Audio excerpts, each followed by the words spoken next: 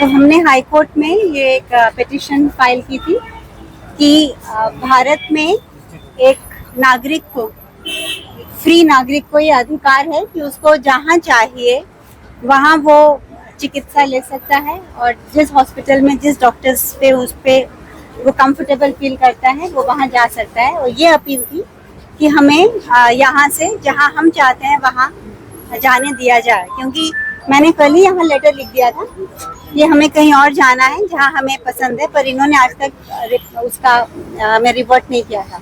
लेकिन high court ने ये अलाउ नहीं किया, ये कहते हुए कि हमें उनकी हेल्थ की बड़ी चिंता है। तो हमारे काउंसिल ने ये भी कहा कि अगर आपको चिंता है तो हम जहाँ भी हॉस्पिटल में जा रहे हैं आपके डॉक्टर्स वहाँ आ सकते हैं और जो भी उनको चाहिए हम उनको दे सकते हैं, क्योंकि ये हमारे डॉक्टर्स को आने नहीं दे रहे हैं यहाँ पर, जो सोनम को पिछले 20 दिनों से या पिछले 10 सालों से देख रहे हैं उनको यहाँ एक्सेस नहीं दे रहे हैं। जैसे ये डॉक्टर यहाँ खड़े हैं, डॉक्टर दीघे, इनको ऊपर नहीं जाने दे रहे उनके रूम में, जो उनको 20 दिन से देख रहे थे। तो और प्लस हर चीज़ में ऑब्स्ट्रक्शन हो रही है। जैसे कल जैसे ही हम आए तो उन्होंने कहा कि 2.9 है पोटेशियम, तो हमने कहा नहीं, एक दिन पहले तो 4.3 था, तो आप हमें सैंपल दीजिए या हमें अलाउ करिए कि हम और एक लैब से ही टेस्ट करवा सकें, क्योंकि सेकेंड ओपिनियन एक राइट है हर एक इंसान का।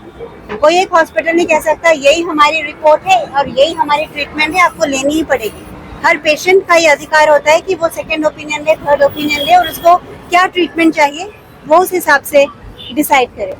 तो उन्होंने हमें इतना ही अगर डेंजरस था, लाइफ थ्रेटनिंग था 2.9, तो सुबह हमने 10 बजे के सैंपल्स मांगे हुए हैं, हमको रात को 10:30 बजे मिले और 10:30 बजे मैं और डॉक्टर दीघे हम देख रहे थे, सारी लैब्स बंद थी और हमें तभी चाहिए था, क्योंकि अगर वाकई 2.9 होता तो बहुत डेंजरस था। तो रात को 2:30 बजे हमें पता चला कि वो जो वो कह रहे थे 9 था ही नहीं, वो 3.6 था, जो कि नॉर्मल है 3.5 के ऊपर।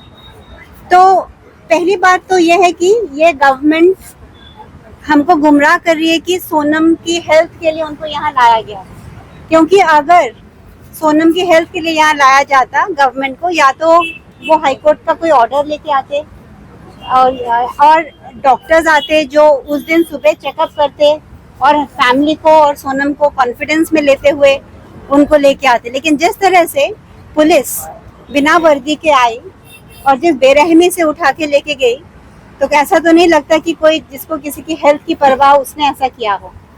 और सेकेंडली, अगर 2.9 इतना लाइफ थ्रेटनिंग है और सुबह 10 बजे से आपको अलाउ करना चाहिए कि सेकेंड ओपिनियन को दूसरी लैब से लेके आए, तो आपने 10 घंटे 12 घंटे क्यों डिले किया, तो मेरा फंडामेंटल यही क्वेश्चन है कि क्या भारत इंडीड डेमोक्रेटिक है और फ्री है। क्योंकि आज जज ने भी कहा, हमने ये पूछा कि जिस तरह से उनको यहाँ सुलूक किया जा रहा है, 30-30 40-40 पुलिस जो है उसी 8th फ्लोर पे घूमते रहते हैं, जब हम जाते हैं तो ये बैग मुझे बाहर रखने को कहते हैं, हमें फ़ोन नहीं ले जाने देते। सोनम को अपनी वो सैमसंग की टैबलेट चाहिए थी काम करने के लिए, वो नहीं दे रहे। तो वो तो डिटेंशन में तो है नहीं, ऐसा नहीं है कि वो जैसे पहले जोधपुर की जेल में थे। अगर इंसान डिटेंशन में नहीं है तो उसको तो फ्री एक्सेस होना चाहिए हर चीज़ का, उनको उनके डॉक्टर्स को उनको मिलना चाहिए और जो भी उनको चाहिए वो यहाँ पर नहीं करवाया जा रहा।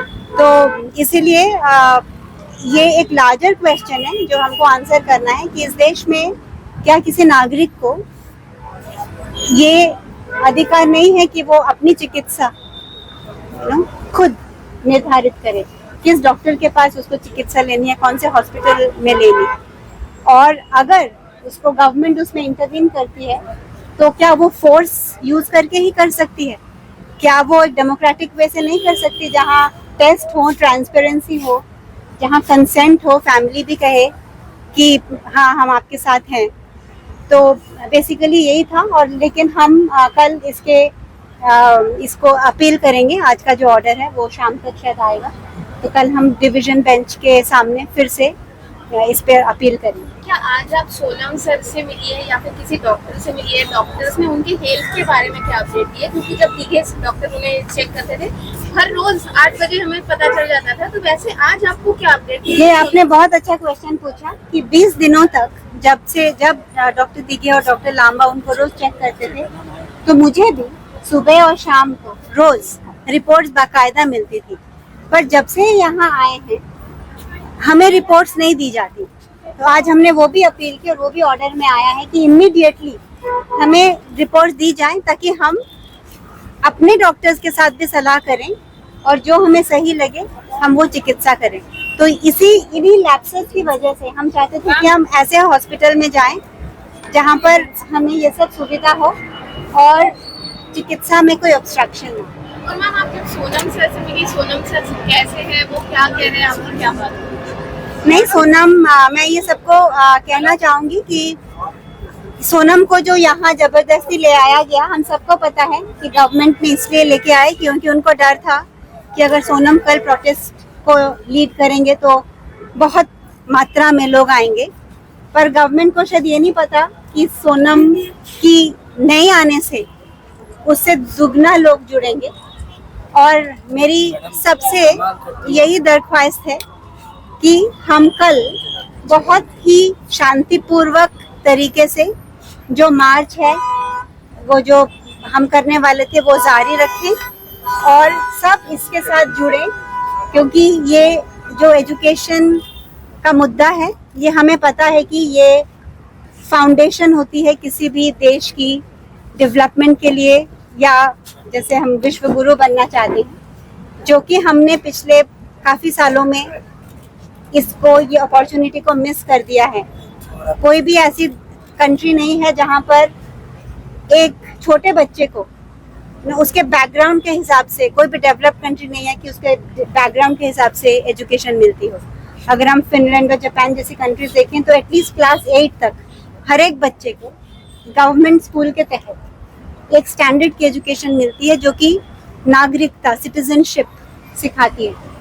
और ये जो हमारे पास डेमोग्राफिक डिविडेंड था कि 12 साल 15 साल पहले 50% हमारी जो जनसंख्या थी वो 25 साल की उम्र से कम लोगों की थी, और ये 15 साल अगर हमने उनकी एजुकेशन पे ध्यान दिया होता तो आज हम innovators, entrepreneurs, thinkers, wise leaders वो पैदा करते और ऐसी एक जनरेशन तैयार करते जो कि इस देश को वाकई एक लीडर दुनिया का बना सके।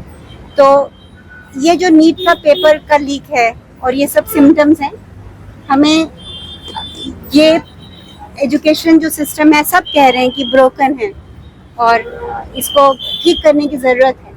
सिर्फ एक NEP निकालने से वो ठीक नहीं हो जाती। दो NEP में अच्छी बातें लिखी गई हैं, लेकिन उसको कैसे इम्प्लीमेंट करना है। Earlier you have tweeted about you